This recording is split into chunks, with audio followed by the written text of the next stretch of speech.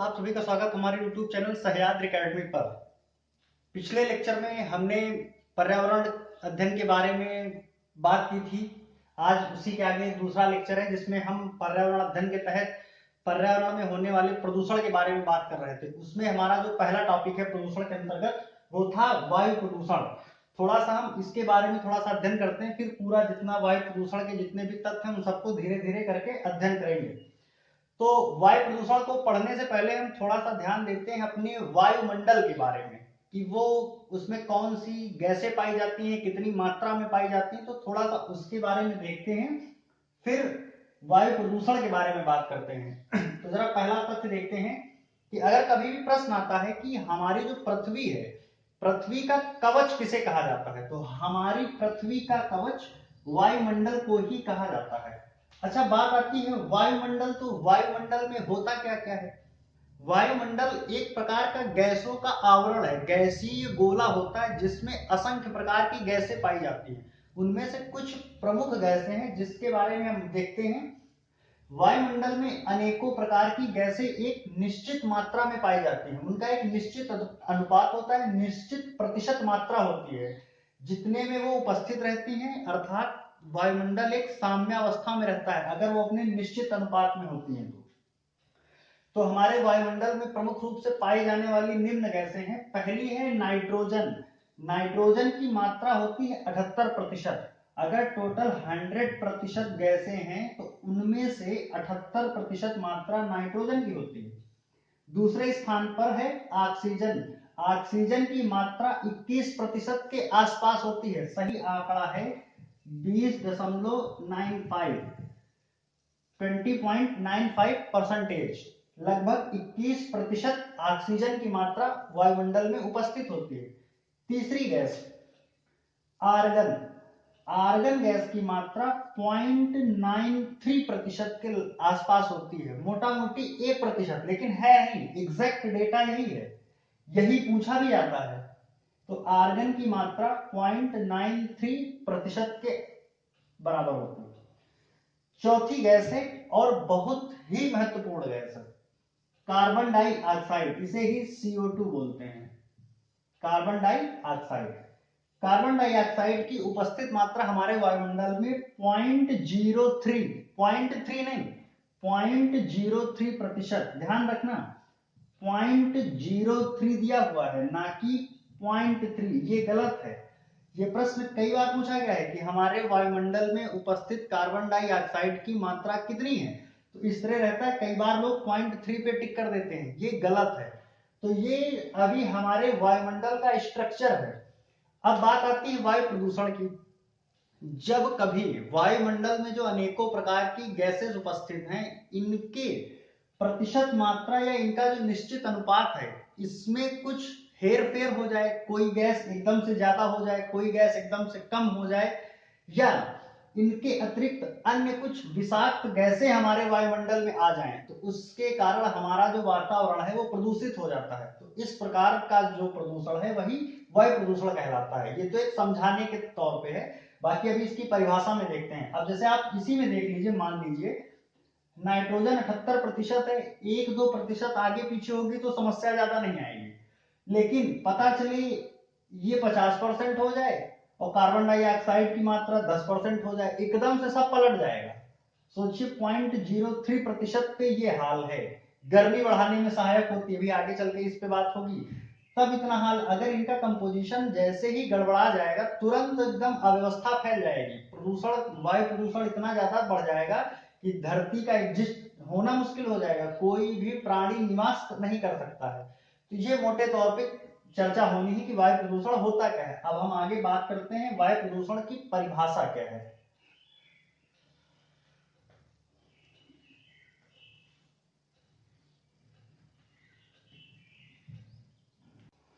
अब बात करते हैं वायु प्रदूषण, इसकी परिभाषा क्या है।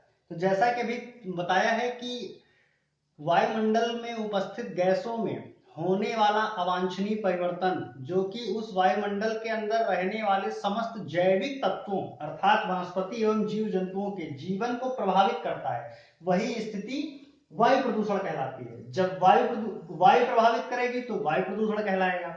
जल प्रभावित करेगा तो वो जल प्रदूषण कहलाएगा। अगर मृदा में होने वाला परिवर्तन किसी भी जैविक तत्व को प्रभावित करता है तो वो मृदा प्रदूषण कहलाएगा। एक चीज की परिभाषा यहाँ लिखाए दे रहे हैं, बाकी बार बार नहीं लिखाएंगे। उम्मीद है कि ये समझ में आ गया होगा। अब बिल्कुल अक्षरशः देखते हैं क्या है। मानव जनित कारकों अर्थात इंसानों के द्वारा तथा प्राकृतिक कारणों से वायुमंडल में उपस्थित गैसों की निश्चित मात्रा तथा उन गैसों के निश्चित अनुपात में जब कभी भी कोई अवांछनीय परिवर्तन हो जाता है या इसके अतिरिक्त उस वायुमंडल में कोई अन्य विषाक्त या विषैली गैस आकर शामिल हो जाती है, तो इस प्रकार की जो स्थिति होती है वो वायु प्रदूषण कहलाती है, यानी एयर पॉल्यूशन कहलाता है। यहां तक बात समझ में आ गई होगी।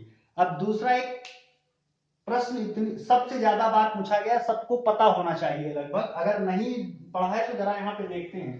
कई बार प्रश्न आता है कि वायु प्रदूषण के सूचक क्या होते हैं। सूचक अर्थात वायु प्रदूषित हो गई है इस चीज का इंडिकेटर कौन है। कोई जरूरी नहीं कि हर चीज के इंडिकेटर के लिए हम साइंटिफिक वे में ही जाएं, कोई एक विशेष प्रकार का मीटर या पैमाना लेकर आए उससे हम देखें, ऐसा जरूरी नहीं है। लेकिन व्यवहारिक तरीके से अगर हमें पता करना है कि यहाँ की वायु प्रदूषित हो चुकी है या नहीं, तो इसका हमें अंदाजा कैसे लगता है। आप में से बहुत लोग देखते होंगे जब आप ग्रामीण एरिया में जाते हैं तो वहां का वातावरण आपको कुछ ज्यादा शुद्ध प्रतीत होता है, आपकी आंखों में कोई जलन नहीं होती, कुछ नहीं होता है। लेकिन यदि आप किसी कारखाने के आसपास के एरिया में ये या किसी बहुत बड़े महानगरों में जाइए तो वहां के वातावरण में कुछ समस्या होती है, जहां पे आपको कुछ समस्या क्रिएट होती है। तो अर्थात आप कोई पैमाना तो लेके गए नहीं या कोई मीटर नहीं लेके गए, लेकिन आपको आभास होने लगता है, तो वो तो बहुत विषम परिस्थिति है। लेकिन कुछ प्राकृतिक चीजें होती हैं जो कि हमारा वायुमंडल दूषित है या नहीं है वो बता देती हैं। तो यहीं पे जरा देखते हैं, प्रश्न आता है कि वायु प्रदूषण का सूचक कौन है, इस पे बात करते हैं। लाइकेन एक वनस्पति होती है, देखिए लाइकेन, लाइकेन जो है ये वायु प्रदूषण के सूचक होते हैं, वायु प्रदूषण के सूचक हैं। सूचक यानी इंडिकेटर, ये हमको बताते हैं कि हमारे आसपास की जो वायु है वो प्रदूषित हो चुकी है।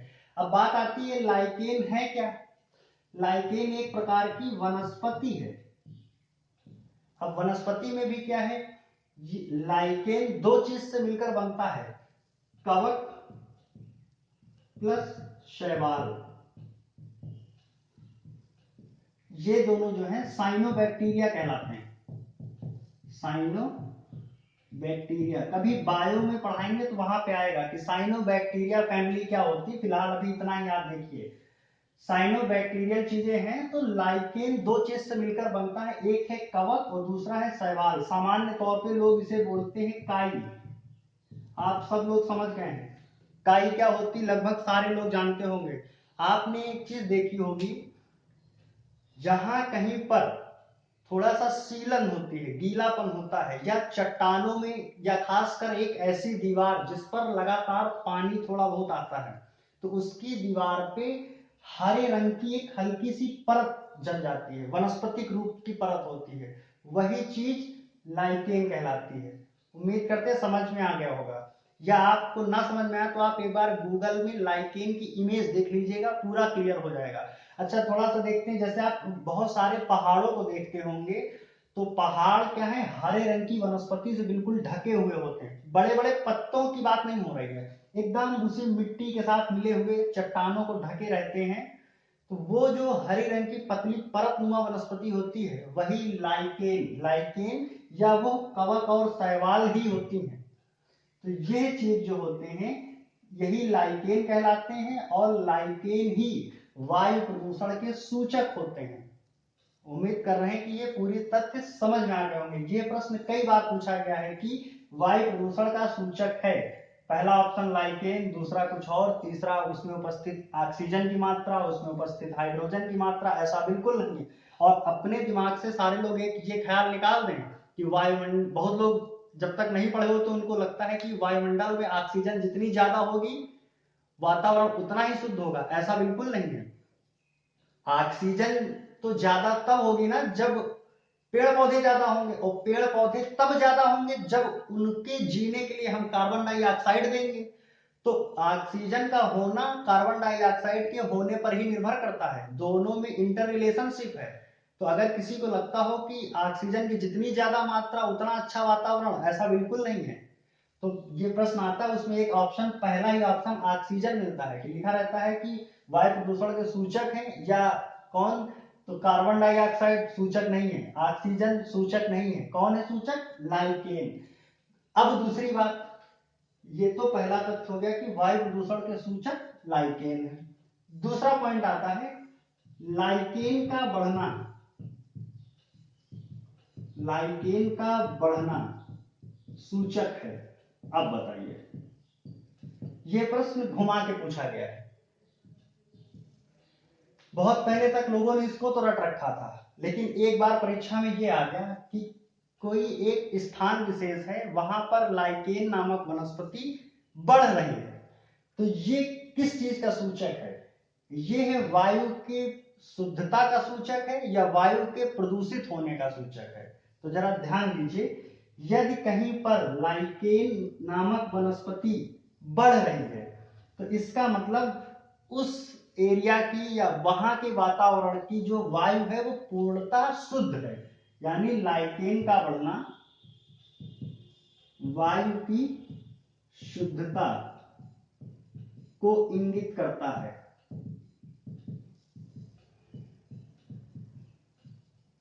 ठीक, अगर यहीं पे लिखा रहे कि किसी स्थान विशेष से लाइकेन के विलुप्त होने का क्या कारण है, तो इसका सीधा आशय है कि वहां की जो वायु है वो प्रदूषित हो चुकी है। उम्मीद करते हैं यहां तक सारे तथ्य क्लियर हो चुके होंगे। एक बार मैं दोहरा देता हूं, वायु प्रदूषण का जो सूचक है वो लाइकेन होता है। लाइकेन कवक और शैवाल से मिलकर बना होता है। ये साइनोबैक्टीरियल फैमिली से संबंधित है। अभी तक हम लोगों ने वायुमंडल के संगठक कौन कौन सी गैस होती है, उसके बाद वायु के प्रदूषण का सूचक यानी लाइकेन के बारे में पूरा अध्ययन कर लिया था। अब बात करते हैं कि हमारे यहाँ वायु प्रदूषण जो है, यानी कि महानगरों में जो प्रमुख रूप से प्रदूषण होता है वो कौन सा प्रदूषण होता है? कई बार ये प्रश्न आया हुआ है कि महानगरों में होने वाला प्रदूषण प्रमुख रूप में से कौन सा प्रदूषण होता है, मतलब कि जल प्रदूषण है, मृदा प्रदूषण है, रेडियोधर्मी प्रदूषण है या वायु प्रदूषण है? तो ध्यान रखिएगा, महानगरों में होने वाला प्रमुख प्रदूषण जो है वो वायु प्रदूषण होता है। इसी के साथ दूसरा प्रश्न बनता है कि वायु प्रदूषण का प्रमुख स्रोत क्या है, यानी कि जितना भी वायु प्रदूषित हो रही है उसमें सबसे ज्यादा प्रमुख सोर्स क्या है? तो एक चीज ध्यान रखिएगा, वायु के प्रदूषित होने का सबसे ज्यादा जिम्मेदार तत्व है वाहनों से निकलने वाला धुआं। इस तथ्य को बिल्कुल दिमाग में बैठा लीजिएगा। उसके बाद दूसरे अन्य चीज आते हैं, यानी कि उद्योग धंधों से निकलने वाला धुआं, छोटे छोटे कारखानों से, उनका स्थान वाहनों से निकलने वाले धुएं के बाद आता है। तो अब जरा इन तथ्यों को एक बार पढ़ते हैं। नोट लिखा हुआ है, ये प्रश्न सीधे सीधे पूछा गया है कि महानगरों में होने वाला प्रमुख प्रदूषण वायु प्रदूषण होता है, यानी एयर पॉल्यूशन ही महानगरों में सबसे ज्यादा होता है। और जो यह वायु प्रदूषण होता है इसका प्रमुख स्रोत वाहनों से निकलने वाला धुआं होता है। इन दोनों तथ्यों को अपने दिमाग में आप बैठा लीजिए। अब बात करते हैं विभिन्न प्रकार की जो गैसें हैं जिनके वजह से हमारी वायु प्रदूषित होती है। उनमें से सबसे प्रमुख एवं उत्तरदायी गैस है कार्बन मोनोऑक्साइड। पहली गैस है कार्बन मोनोऑक्साइड। इसका रासायनिक सूत्र CO होता है। आप सारे के सारे गैसों का रासायनिक सूत्र जरूर याद रखिएगा, क्योंकि कई बार परीक्षाओं में जो ऑब्जेक्टिव प्रश्न होते हैं उनके ऑप्शन में कार्बन मोनोऑक्साइड हिंदी में ना लिख के CO लिख के दे देते हैं। तो मान लीजिए ये तो याद है, लेकिन आगे कुछ रासायनिक सूत्र थोड़ा टिपिकल होते हैं, वो जल्दी से याद नहीं होते हैं। तो इन चीजों को जरूर याद रखिएगा। अब बात करते हैं वायु के प्रदूषण के लिए जिम्मेदार गैसों में से एक प्रमुख गैस है कार्बन मोनोऑक्साइड। इसके बारे में अध्ययन करते हैं। इसका पहला पॉइंट देखते हैं। अगर कभी प्रश्न आए कि हमारी वायु के प्रदूषण का जिम्मेदार प्रमुख तत्व क्या है, यानी सबसे ज्यादा प्रमुख गैस कौन सी है जो वायु को प्रदूषित करती है, तो वो कार्बन मोनोऑक्साइड ही है। वायु प्रदूषण के लिए सर्वाधिक जिम्मेदार गैस है।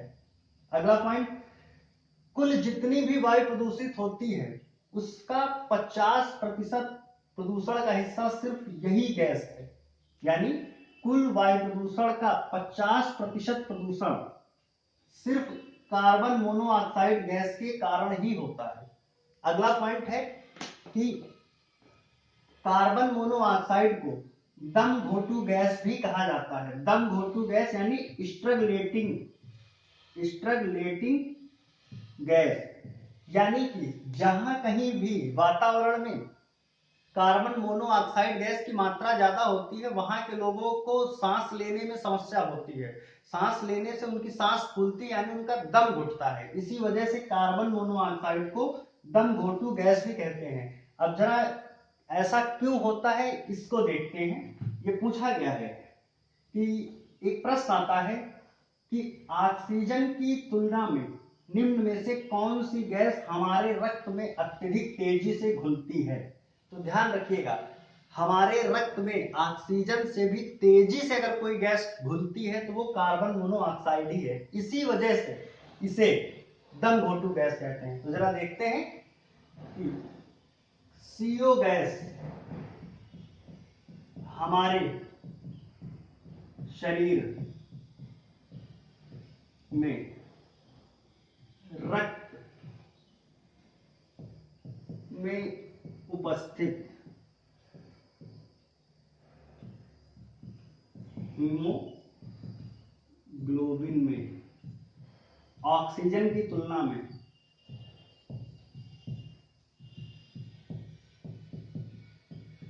ऑक्सीजन की तुलना में 250 से 300 गुना ज्यादा तेजी से घुलती है। जब हम श्वसन के द्वारा ऑक्सीजन को ग्रहण करते हैं तो वातावरण में मौजूद कार्बन मोनोऑक्साइड गैस हमारे शरीर में प्रवेश कर जाती है और रक्त में उपस्थित हीमोग्लोबिन से ऑक्सीजन की तुलना में 250 से 300 गुना ज्यादा तेजी से घुलती है, जिससे हमारी सांस फूलने लगती है और कहीं ना कहीं इसी वजह से इंसान की मृत्यु भी हो जाती है। इस चीज को ध्यान रखिएगा, ये इस गैस के अत्यधिक श्वसन करने से इंसान की जान भी जा सकती है। तो ये तो रहा इस गैस के बारे में थोड़ा सा तथ्य। अब बात करते हैं इसके स्रोत क्या हैं।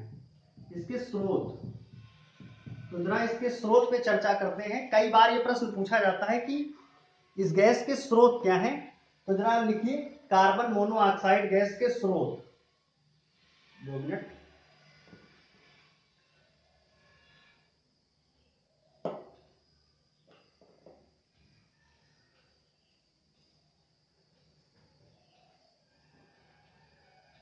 इसके स्रोत के बारे में चर्चा करते हैं कि कार्बन मोनोऑक्साइड कहां से उत्पन्न होती है। तो पहला पॉइंट ये है कि कार्बन मोनोऑक्साइड खनिज तेल के दहन से, दूसरा कोयले के दहन से,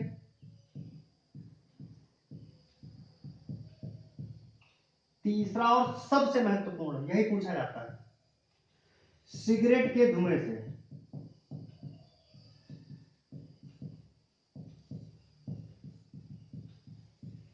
यही पूछा जाएगा आपसे कि सिगरेट के धुएं से निम्न में से कौन सी गैस उत्सर्जित होती है।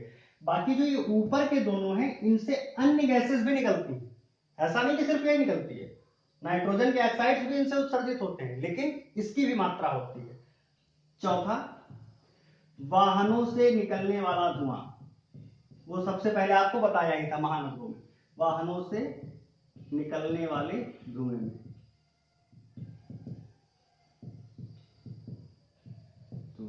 ठीक, ये हो गया कार्बन मोनोऑक्साइड के बारे में। अब इसके बाद अगला हेडिंग डालते हैं नाइट्रोजन के ऑक्साइड्स। यहां तक सारी चीजें क्लियर हो गई हैं। अगला हेडिंग डालते हैं नाइट्रोजन के ऑक्साइड्स।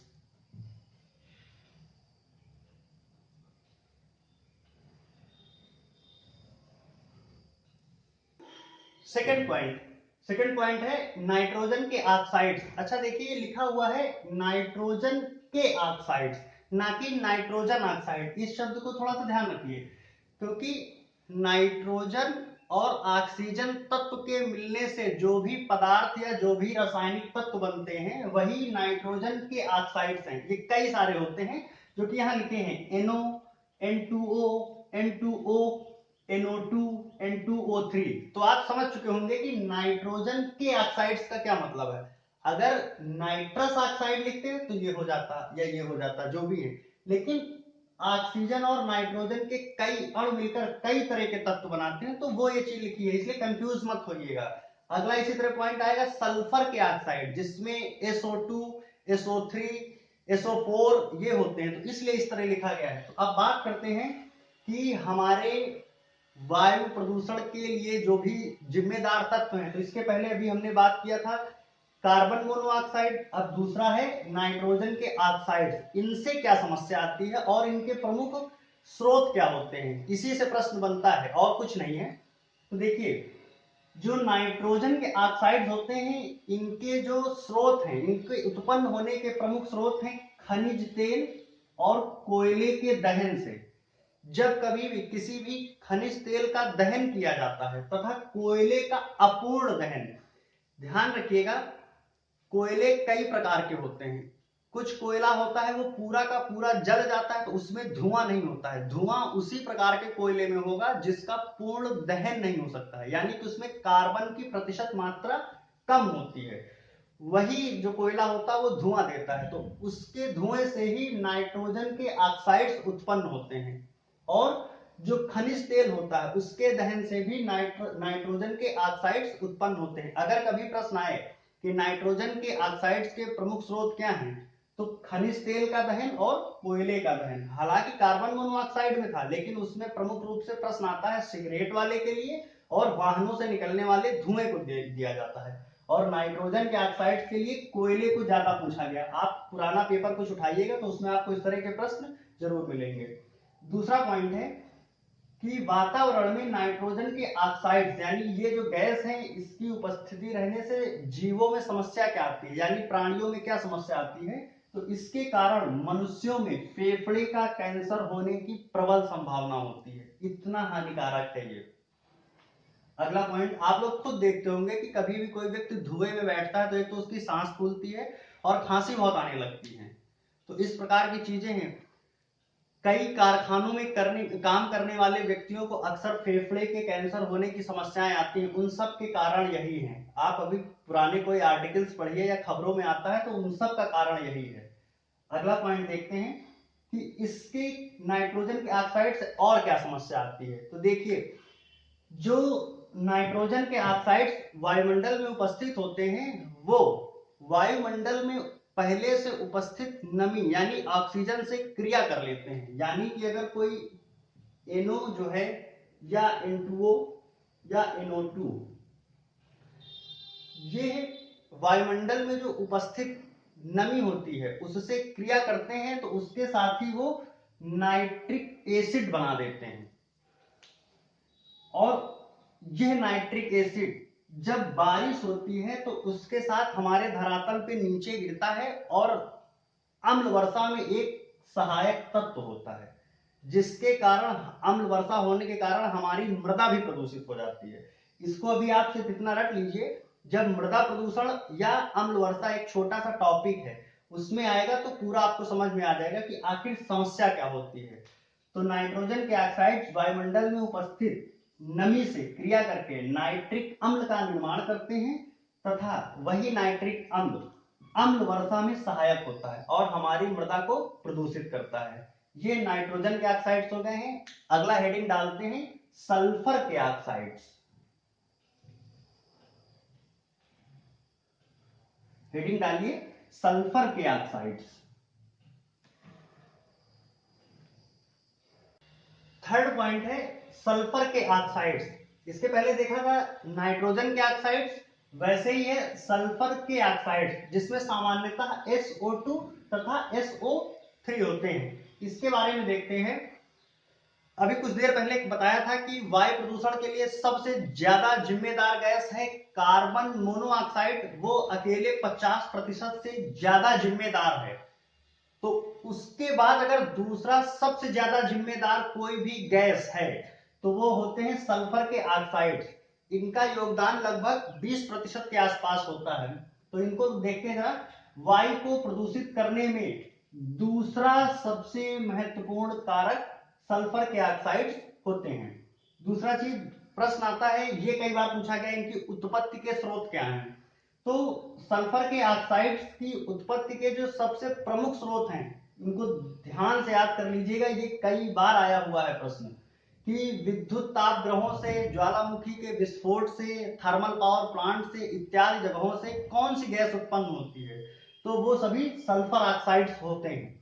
तो देखिए, इसकी उत्पत्ति के प्रमुख रूप से जो इसके स्रोत हैं, इसकी उत्पत्ति के प्रमुख स्रोत विद्युत ताप ग्रह जो हमारा होता है एनटीपीसी, खासतौर से जो कोयले से चलता है। तो इसकी उत्पत्ति के प्रमुख स्रोत विद्युत ताप ग्रह तथा तेल रिफाइनरी होती है। तेल रिफाइनरी सबसे ज्यादा पूछा गया है कि तेल रिफाइनरी से उत्पन्न होने वाली गैस है, कौन सी गैस है? सल्फर ऑक्साइड, यानी कई SO2 SO3 हो सकती हैं। इसके अतिरिक्त एक बार ये प्रश्न आया है कि ज्वालामुखी के विस्फोट से निम्न में से कौन सी हानिकारक गैस उत्पन्न होती है। तो ध्यान रखिएगा, नोट पॉइंट करके लिख लीजिए, ज्वालामुखी के विस्फोट से भी SO2 गैस का उत्सर्जन होता है। ये दोनों तथ्य आपको समझ में आ गए होंगे। अब जरा ध्यान देते हैं तेल रिफाइनरी वाले पॉइंट पे। अक्सर एक प्रश्न आता है आपके पर्यावरण में सीधा संबंधित, और टीटी के परीक्षा में कई बार पूछा गया है कि आगरा में स्थित ताजमहल के पीला पड़ने का प्रमुख कारण क्या है। इस चीज को ध्यान रखिएगा कि उसका जो रंग पीला पड़ रहा है उसका कारण क्या है। तो ध्यान रखिएगा, उस ताजमहल पर सल्फर डाइऑक्साइड गैस वर्षा के साथ मिलकर उसके ऊपर गिर रही है।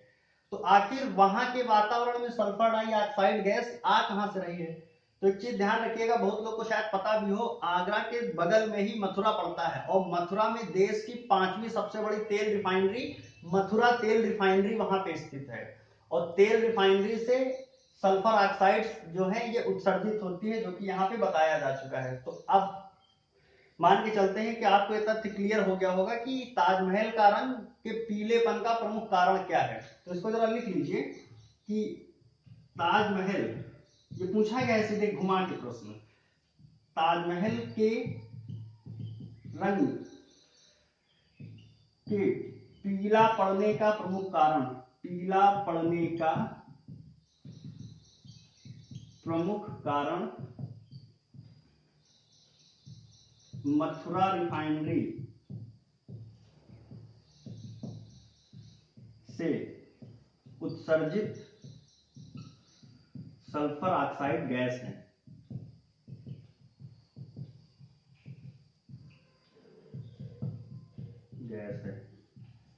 ठीक, तो यही आगरा के ताजमहल का रंग पीला कर रहा है। तो अब बात आती है कि ये पीला कैसे कर रहा है। अभी थोड़ी देर पहले अम्ल वर्षा की चर्चा की थी नाइट्रस ऑक्साइड्स पर। तो ध्यान रखिएगा, अम्ल वर्षा के दो प्रमुख स्रोत होते हैं, मतलब दो प्रमुख चीजों से मिलकर अम्ल वर्षा का निर्माण होता है। सबसे मेजर रोल होता है सल्फर के ऑक्साइड और दूसरा होता है नाइट्रोजन के ऑक्साइड। जब वायुमंडल में उपस्थित नमी से क्रिया करके सल्फर के ऑक्साइड और नाइट्रोजन के ऑक्साइड बारिश के रूप में धरातल पर आते हैं तो यही अम्ल वर्षा कहलाती है। तो जरा अम्ल वर्षा पे फोकस करते हैं 1 मिनट, और चीजें क्लियर होती चली जाएंगी। इसी में थोड़ा सा एक टॉपिक शब्द है, उसको लिख लीजिए, अम्ल वर्षा। देखिए, प्रश्न आता है कि अम्ल वर्षा में प्रमुख कारक तत्व हैं। तो लिखिए अम्ल वर्षा, इसके लिए प्रमुख जिम्मेदार हैं सल्फर के ऑक्साइड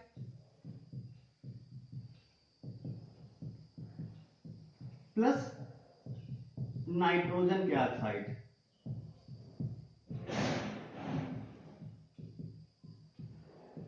यानी ये दोनों मिलकर अम्ल वर्षा का निर्माण करते हैं। सीधे सीधे प्रश्न आया है कि अम्ल वर्षा के लिए जिम्मेदार हैं, तो सीधे लिखा रहता है सल्फर तथा नाइट्रोजन के ऑक्साइड, यानी NO2 तथा SO2, यह मिलकर अम्ल वर्षा का निर्माण करते हैं।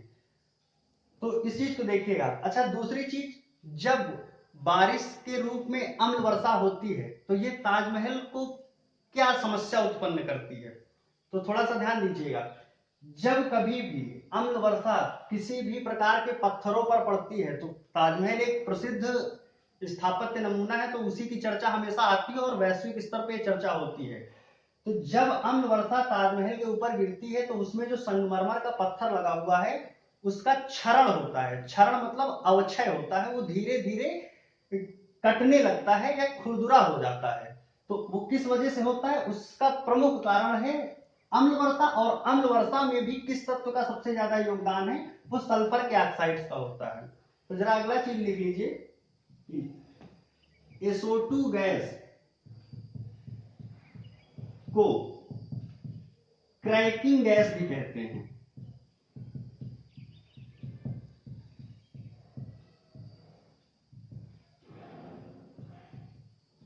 क्या कहते हैं, क्रैकिंग गैस।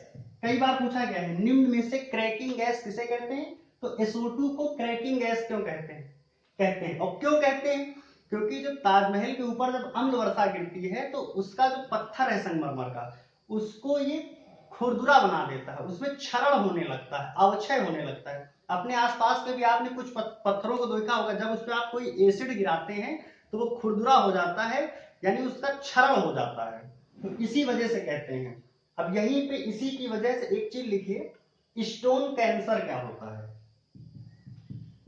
स्टोन कैंसर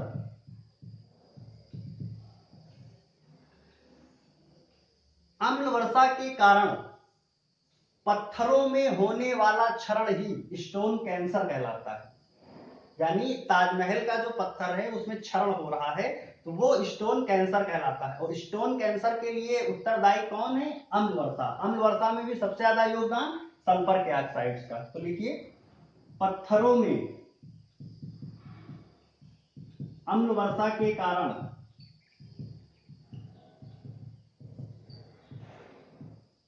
होने वाला क्षरण ही स्टोन कैंसर कहलाता है। स्टोन कैंसर कहलाता है। तो स्टोन कैंसर के लिए उत्तरदायी क्या है, अम्ल वर्षा। और अम्ल वर्षा में भी सबसे ज्यादा उत्तरदायी क्या है, सल्फर के ऑक्साइड। उम्मीद करते हैं ये पूरी चीज आपको समझ में आ गई होंगी। अब जरा सा एक दो लाइन और है उसे भी देख लेते हैं।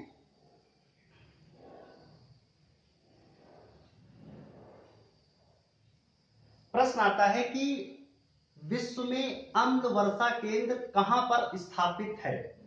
लिखिए, विश्व अम्ल वर्षा केंद्र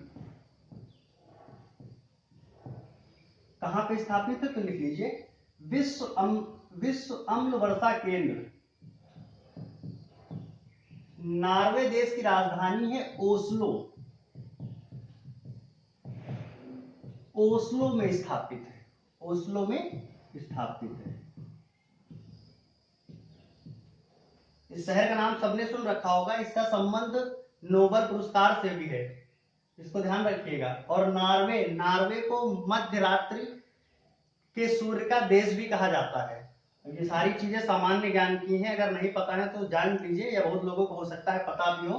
तो सीधे सीधे प्रश्न आता है, अम्ल वर्षा केंद्र कहां पे स्थापित है, तो ओस्लो में स्थापित है। नॉर्वे नहीं दिया रहेगा, ओस्लो शहर में स्थापित है, नॉर्वे की राजधानी है। ठीक, अब प्रश्न उठता है कि यहां पे क्यों स्थापित है। हालांकि ऐसा सिर्फ इसी के साथ है, हर चीज के साथ ऐसा नहीं हो सकता है। विश्व अम्ल वर्षा केंद्र ओस्लो में इसलिए बनाया गया था क्योंकि ज्ञात रूप में सबसे पहले अम्ल वर्षा जो है नॉर्वे में ही हुई थी। इसके पहले कभी होती रही होगी तो लोगों ने ज्यादा ध्यान नहीं दिया, लेकिन जब वैज्ञानिक ने या जो भी भौगोलिक संस्थान है उन लोगों ने इस विषय में ध्यान दिया तो उन्हें ज्ञात स्रोत के रूप में सबसे पहले अम्ल वर्षा जो है उन्हें ओस्लो में ही प्राप्त हुई थी। तत्पश्चात ओस्लो में ही अम्ल वर्षा केंद्र बना दिया गया। अब दूसरा पॉइंट लिखिएगा। प्रश्न आता है कि अम्ल वर्षा का पीएच मान कितना होता है। तो ध्यान रखिएगा, यदि जो बारिश है उसकी पीएच वैल्यू, पीएच मान 5 से कम हो, यदि जो पानी बरस रहा है उसका पीएच मान 5 से कम हो तो वह अम्ल वर्षा कहलाएगी।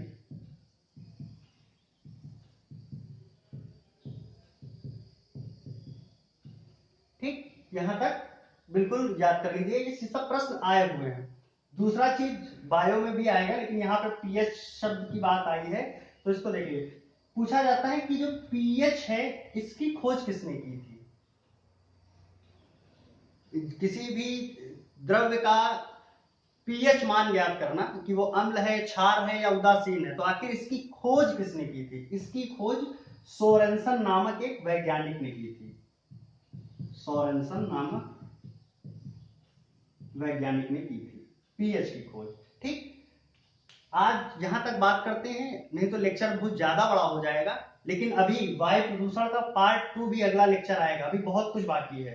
अभी मीथेन के बारे में बात करना है, कार्बन डाइऑक्साइड के बारे में बात करना है, बहुत सारे तथ्य हैं। फिलहाल आज यहीं तक बात करते हैं। अगर आपको वीडियो अच्छा लगा हो तो आप लाइक करिए। अगर कहीं पे कोई समस्या है तो उसे बिल्कुल आप कमेंट्स के माध्यम से पूछे। और हाँ, इसी के साथ जरा एक प्रश्न लिख लीजिए कि नहीं आएगा तो हम कल जरूर बता देंगे, लेकिन कोशिश करते हैं आप थोड़ा सा खुद सर्च करिए तो याद ज्यादा अच्छे से होगा। और इसकी गारंटी कि इससे बाहर कुछ नहीं आएगा, लगभग सारा का सारा तथ्य समेटते हुए चल रहे हैं। जरा एक प्रश्न देखिए, PAN, पैन, पैन का संबंध किससे है।